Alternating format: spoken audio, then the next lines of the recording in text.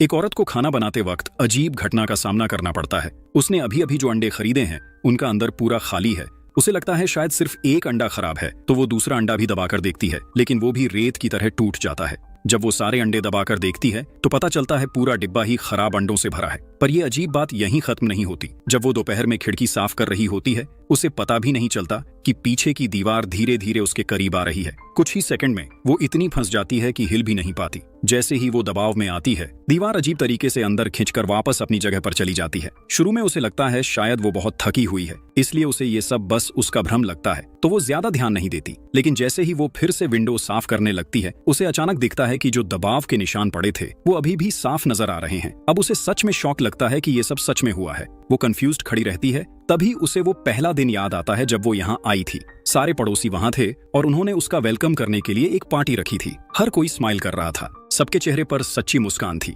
बस एक लड़की थी जिसकी स्किन का रंग अलग था। वो थोड़ी परेशान और टेंशन में लग रही थी। उसने पूछा, हम यहाँ क्या करने आए हैं? ये सुनकर सब चौंक गए। सबको लगा वो रंगीन लड़की बस थोड़ी परेशान है, क्योंकि ये जगह दुनिया का सबसे खुश रेजिडेंशियल एरिया माना जाता है, जिसे सामने खड़ा फ्रैंक कई सालों की मेहनत से बनाया है। कोई भी नया इंसान यहाँ आता है तो फ्रैंक उसे खुलकर एक बड़ा विला और एक लग्जरी कार गिफ्ट कर देता है। इतना ही नहीं, वो आदमी और भी कुछ देता है। सालाना लाखों की सैलरी वाली जॉब। यहाँ रहने के लिए सिर्फ 2 रूल्स हैं। पहला, जो भी कपल आए वो या तो बॉयफ्रेंड गर्लफ्रेंड हो या मैरिड। दूसरा, किसी को भी नॉर्थ के डेजर्ट में कदम नहीं रखना है। अगर किसी ने ये रूल तोड़ा तो जिम्मेदारी खुद की होगी। यहाँ की लाइफ बहुत कंफर्टेबल है। हर सुबह ब्रेकफास्ट के बाद सारी औरतें अपने घर के बाहर खड़ी होकर अपने हस्बैंड को काम पर जाते हुए बाय करती हैं। यहाँ औरतें कभी जॉब पर नहीं जाती, बस डेली थोड़ा बहुत घर साफ कर लेती हैं। यहाँ की जिंदगी बिल्कुल किसी फेरी टेल जैसी लगती है। कॉलोनी बड़ी नहीं है, लेकिन किसी चीज की कमी नहीं है। हर तरह का फन मिलता है, फ्री में ड्रिंक और केक तक मिलता है। सबसे खास बात यह है कि यहाँ ब्रांडेड सामान इतने सस्ते होते हैं जैसे सब्जी हो। औरतें बिना सोचे जितना चाहे शॉपिंग कर सकती हैं,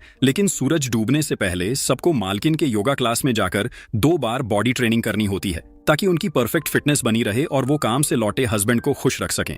पर वो रंगीन लड़की इस सब से अलग थी।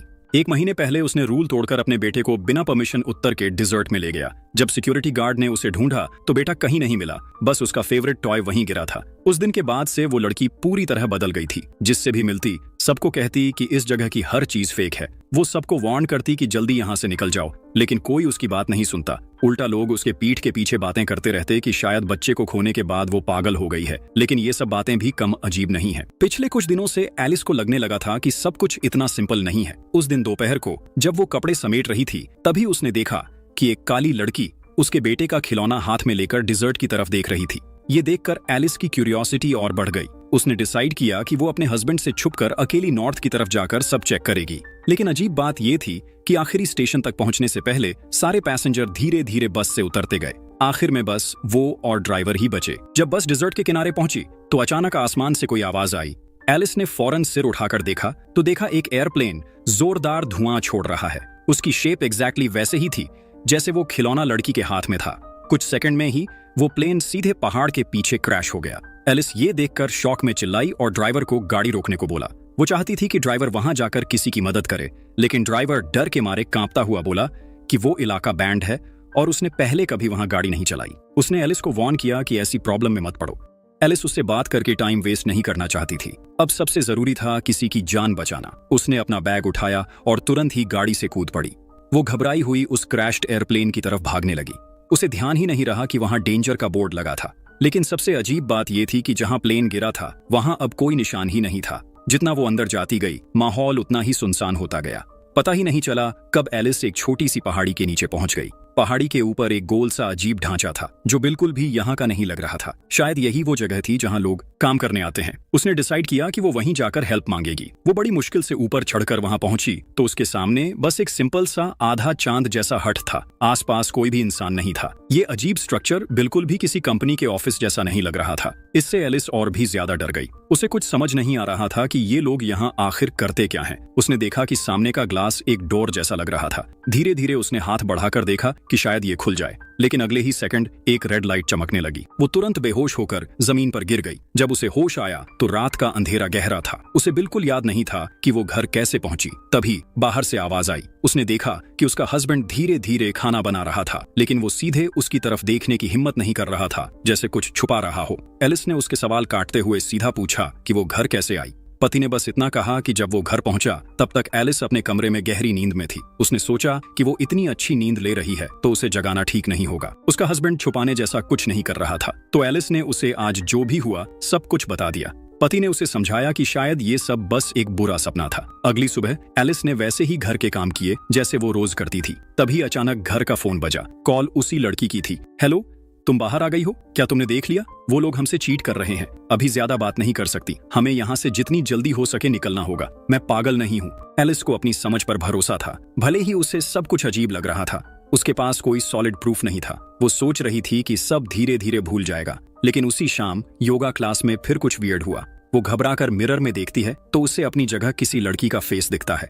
अगले ही सेकंड वो लड़की जानलेवा तरीके से अपना सिर मिरर से टकरा देती है। एलिस डर के मारे जोर से चिल्ला उठती है। जब वो पीछे मुड़ती है तो देखती है सब लोग उसे वियर्ड नजरों से देख रहे हैं। उसी वक्त वो रंगीन लड़की गायब थी और शीशा भी बिल्कुल सही था। एलिस इन हेल्यूसिनेशन से पागल होने वाली थी। पढ़ाई खत्म होते ही वो जल्दी से उस रंगीन लड़की के घर पहुंची, सब साफ साफ पूछने के लिए। लेकिन पहुंचते ही वो शॉक में थी। रंगीन लड़की छत पर चाकू लेकर खड़ी थी। किसी ने उसका नाम पुकारा तो उसने धीरे धीरे मुड़कर बिना कुछ बोले सीधा चाकू अपनी गर्दन में घोंप लिया।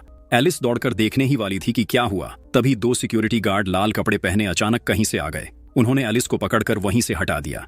उस रात एलिस डर के मारे जैक को सारी बात बताती है, लेकिन जैक बिल्कुल शांत रहता है। वो कहता है कि वो रंगीन लड़की बस ज्यादा हाइट पर चढ़ने की वजह से गिर गई होगी, बस कुछ टांके लगेंगे और सब ठीक हो जाएगा। लेकिन इस बार एलिस उस पर यकीन नहीं कर पाती, क्योंकि उसने अपनी आंखों से उस लड़की को गिरते देखा था। वो हर दिन जैक से पूछती रहती कि वो इतने दिन कहाँ जाता है और क्यों जाता है। उसे लगता था कि उस जगह की बाकी औरतों को भी उस रहस्यमय कंपनी के बारे में कुछ पता नहीं है। लेकिन जैक बस यही कहता कि ये कंपनी का सीक्रेट है और इसे किसी को बताया नहीं जा सकता। धीरे धीरे जैक उसके सवालों से परेशान होने लगता है। उसे जल्दी प्रमोशन मिलने वाला था, सैलरी बढ़ने वाली थी, सक्सेस बस हाथ में थी और उसे डर था कि एलिस की बेवजह बातें उसकी जॉब न छीन लें। आमतौर पर दोनों एक दूसरे से बहुत प्यार करते थे, लेकिन पहली बार उनकी इतनी बड़ी लड़ाई हुई थी। उसी रात एलिस को एक डरावना सपना आता है। वो खुद को गहरे समुद्र में गिरते हुए देखती है, जैसे वो पूरी तरह डूब रही हो। आखिर में बिना सांस के वो अचानक उठकर बैठ जाती है। उस ड्रीम ने उसे एक नई समझ दी। अगली सुबह वो फिर जैक को विदा करने बाहर निकलती है। हर दिन की तरह जैक काम पर गया और एलिस ने खाना रैप किया, पर उसे लगने लगा जैसे उसका माइंड कंट्रोल में नहीं है। अचानक वो उसी रैप से अपना सिर कसकर लपेटने लगी जब तक सांस लेना मुश्किल ना हो जाए। वो घबराई, बचपन की तरह उसे फाड़ने की कोशिश की, लेकिन वो टेप जैसे चिपका था। दम घुटने से पहले उसने नाखूनों से थोड़ा सा हिस्सा फाड़कर खुद को बचा लिया। वो दम घुटने जैसा डर इतना असली था कि अब एलिस को पूरा यकीन हो गया कि पिछले कुछ दिनों में जो भी हुआ वो सब सच है। जैक भी समझ गया कि एलिस कुछ बहुत अजीब महसूस कर रही है, इसलिए वीकेंड पर उसने डॉक्टर को घर बुला लिया और पूरी चेकअप करवाई। डॉक्टर ने आते ही मेडिकल टर्म्स से भरी बातें शुरू कर दी और बार बार एलिस को समझाने लगा कि वो जो देख रही है वो बस उसका भ्रम है। लेकिन एलिस ने मेडिकल पढ़ाई की थी, उसे साफ समझ आ गया कि डॉक्टर कुछ भी बोल रहा है। जैसे ही डॉक्टर झुककर अपनी बैग से पेन निकालने लगा, एलिस गलती से उस लड़की का मेडिकल रिकॉर्ड देख लेती है। उसमें साफ लिखा था कि वो कैदी है, पेशेंट नहीं। जैक और डॉक्टर बाहर बात कर रहे थे। तब एलिस ने चुपके से डॉक्टर की फाइल खोली, रिकॉर्ड चुराना चाहा, पर सारी डिटेल्स ब्लैकआउट थीं। उस लड़की की वजह से एलिस का शक और स्ट्रांग हो गया। कुछ दिन बाद जैक को प्रमोशन मिला। फ्रैंक ने बड़ी पार्टी रखी। एलिस भी सुंदर कपड़े पहनकर वहां गई, पर उस खास दिन भी एलिस खुश नहीं थी।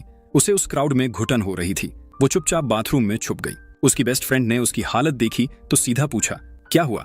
एलिस ने खुद को रोक नहीं पाई। उसने सारी बातें बता दी। उसे शक था कि वो रंगीन लड़की इस जगह के किसी बड़े सीक्रेट को जान गई थी, इसलिए उसे खत्म कर दिया गया ताकि सच सामने ना आए। एलिस सच बोल रही थी। उसने अपनी बेस्ट फ्रेंड को भी मनाया कि वो उसके साथ फिर से उत्तर के डिजर्ट में चले, पर उसकी बेस्ट फ्रेंड ने उस पर भरोसा नहीं किया। वो बोली कि एलिस और वो रंगीन लड़की दोनों पागल हैं। ये बोलकर वो गुस्से में वहां से निकल गई। एलिस को तब तक ये नहीं पता था कि वही बेस्ट फ्रेंड असल में फ्रैंक का प्लांटेड स्पाई थी। अगले दिन काम से लौटकर जैक ने अपने कुछ कॉलीग्स और पड़ोसियों को डिनर पर बुला लिया। सब लोग हंसते बोलते बैठे थे। तभी फ्रैंक चुपचाप किचन में आ गया। एलिस से थोड़ा हंसते हुए बात की और फिर अचानक सीरियस होकर उन हेलुसिनेशंस का जिक्र छेड़ दिया जो एलिस ने देखी थी। फ्रैंक ने सीधा कहा कि एलिस के सारे शक सही हैं। ओह गॉड, तुमने तो मुझे पागल कर दिया। मैं हमेशा चाहता था कोई मुझे टक्कर दे सके। उस वक्त एलिस को भी कुछ छुपाने की जरूरत नहीं लगी। जब डिनर शुरू हुआ तो एलिस बिना झिझक जैक की सीट पर बैठ गई, फ्रैंक के बिल्कुल सामने। फ्रैंक कुछ कह पाता उससे पहले ही एलिस ने टेबल पर बैठे बाकी कपल्स से सीधे सवाल पूछने शुरू कर दिए। सबने नॉर्मल हंसते हुए जवाब दिए, लेकिन एलिस को पता था कि उन जवाबों के पीछे भी कोई बड़ा सीक्रेट छुपा है। सभी कपल्स के जवाब ऑलमोस्ट एक जैसे थे। सब फिलाडेल्फिया से आए थे। सबने अपने हस्बैंड से ट्रेन में ही पहली बार बात की थी। सबको ये बस एक मजेदार कोइंसिडेंस लगा, लेकिन एलिस को ये सब बहुत सस्पिशियस लगा। उसने लगातार सवाल पूछे और पता लगाया कि पिछले साल मार्च में ही सब औरतें आखिरी बार बीच गई थीं। एलिस ने सीधा फ्रैंक की तरफ देखा। अब भी चुप हो? तुम्हारी कंपनी सच में साफ है या सबकी यादें बदल दी हैं ताकि सब हमेशा यहीं फंसे रहें? पूरा माहौल एकदम टेंशन से भर गया। सब कुछ ऊपर से परफेक्ट लग रहा था, पर फ्रैंक पहले से रेडी था। एलिस के सवाल सुनकर उसने काम रहते हुए सबके सामने कह दिया कि एलिस भी उस रंगीन लड़की जैसी सीरियस मेंटल प्रॉब्लम से परेशान है, उसे जल्दी हॉस्पिटल ले जाकर इलाज कराना चाहिए। बाकी लोग पहले ही फ्रैंक की बातों में फंसे थे, इसलिए कोई भी एलिस की बात पर भरोसा नहीं कर रहा था। जो पार्टी खुशी से भरी थी वो सब टेंशन में बदल गई। जैक बहुत गुस्सा था। उसे लगा उसकी सालों की मेहनत और प्रमोशन अब खत्म हो जाएगा। एक रात एलिस को अब इस बात से कोई फर्क नहीं पड़ता था कि जैक का प्रमोशन बचे या ना बचे। उसके दिमाग में बस एक ही बात थी, किसी भी तरह इस डरावनी जगह से बाहर निकलना है। फिर भी वो जैक से बहुत प्यार करती थी, उसे भी अपने साथ ले जाना चाहती थी।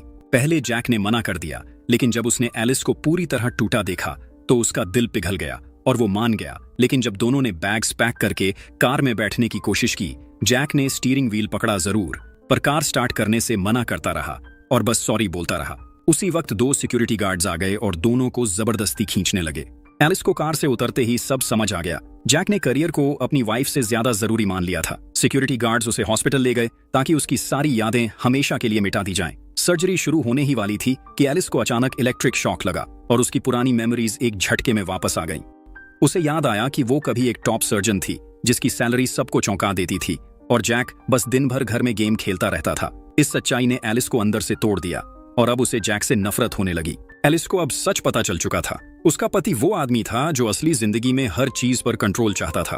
असली दुनिया में वो फेल था, लेकिन इंटरनेट पर उसे एक ओएसिस कम्युनिटी की एड मिली। उसने बिना टाइम वेस्ट किए रजिस्टर कर दिया। वो कम्युनिटी एक वर्चुअल दुनिया थी, बिल्कुल असली जैसी, जहां पैसे देकर कोई भी खुद को सक्सेसफुल दिखा सकता था।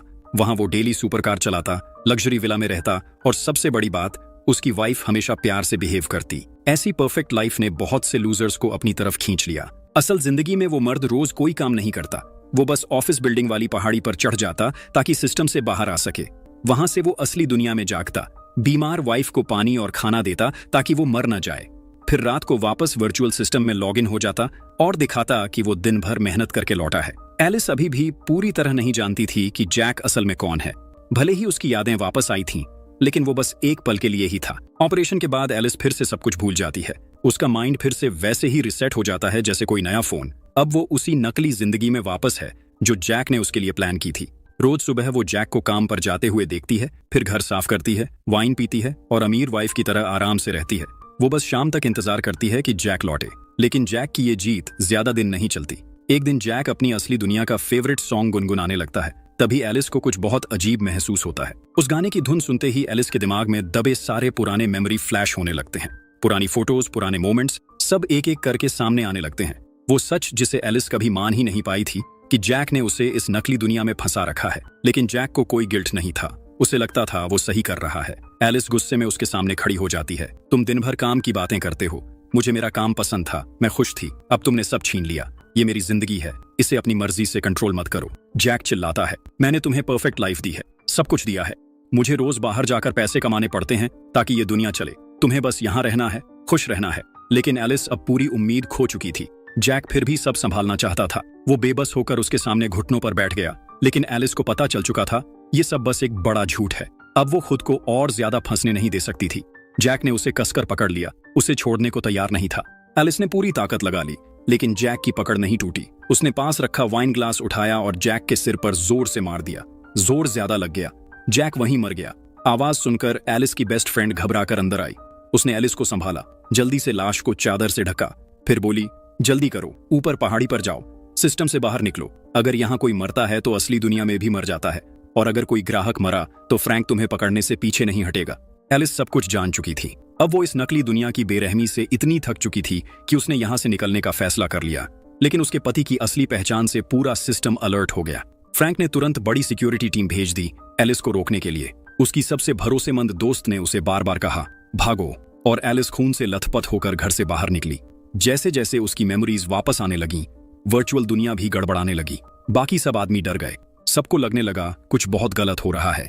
एलिस ने अपने पति की कार उठाई और वहां से निकल पड़ी। लेकिन तभी उसके पति का सबसे करीबी दोस्त उसे रोकने के लिए सामने कूद पड़ा। अच्छा हुआ उसकी दोस्त सही वक्त पर पहुंच गई। उसने एलिस को खींचकर कार में बैठा दिया। एलिस को लगा अब वो बच जाएगी, लेकिन पीछे से सिक्योरिटी गार्ड्स भी तेजी से आ गए। वो सब गुस्से में उसे गालियां दे रहे थे। उन्हें लगता था एलिस ने उनकी परफेक्ट जिंदगी बर्बाद कर दी। एलिस ने पूरी ताकत से कार को स्पीड दी, नॉर्थ के डिजर्ट की तरफ भागी। दोनों तरफ से सिक्योरिटी की गाड़ियां उसे जकड़ने ही वाली थीं और सामने कंपनी का मेन गेट अब बस कुछ कदम दूर था। डॉक्टर की कार भी पूरी स्पीड में आकर एलिस को चारों तरफ से घेर चुकी थी। अब कोई रास्ता नहीं बचा था। उसके पास बस एक ही ऑप्शन था, ब्रेक्स जोर से मारना। दो सिक्योरिटी कार्स आपस में भिड़ गईं और डॉक्टर की कार ने उन्हें हवा में उड़ा दिया। तीनों गाड़ियां धमाके के साथ खत्म हो गईं। डॉक्टर के मरने की खबर फ्रैंक तक पहुंची। उसे पता था कि अब ये कम्युनिटी टूटने वाली है। जैसे ही फ्रैंक ने पीठ घुमाई, उसकी पत्नी ने पीछे से उस पर चाकू से वार कर दिया। एलिस की बगावत ने सारी औरतों की आंखें खोल दी थीं। धीरे धीरे बाकी सारी औरतें भी जागने लगी थीं। एलिस तो पूरी रफ्तार से पहाड़ी की चोटी की तरफ बढ़ रही थी, लेकिन बीच में उसकी गाड़ी अचानक पहाड़ी पर रुक गई। टाइम बहुत कम था, इसलिए उसने गाड़ी वहीं छोड़ दी और पैदल ऊपर चढ़ने लगी। गार्ड्स पीछे थे, ऐसे भाग रहे थे जैसे पहाड़ी पर मकड़ियों का झुंड उसके पीछे लग गया हो। ये सब देखकर भी एलिस नहीं रुकी, वो भागती रही। आखिर में वो बस एक कदम आगे निकली, सिस्टम के बाहर के गेट तक पहुंच गई और इस झूठी वर्चुअल दुनिया से हमेशा के लिए बाहर निकल गई। वीडियो आपको पसंद आया है तो वीडियो को लाइक कीजिए। चैनल अभी तक सब्सक्राइब नहीं किया है तो चैनल को सब्सक्राइब कर लीजिए। साथ ही बेल आइकन को प्रेस कर लीजिए ताकि आने वाले सभी वीडियो का नोटिफिकेशन आपको मिलता रहे। अभी तक के लिए bye bye and take care. मिलते हैं अगली वीडियो में।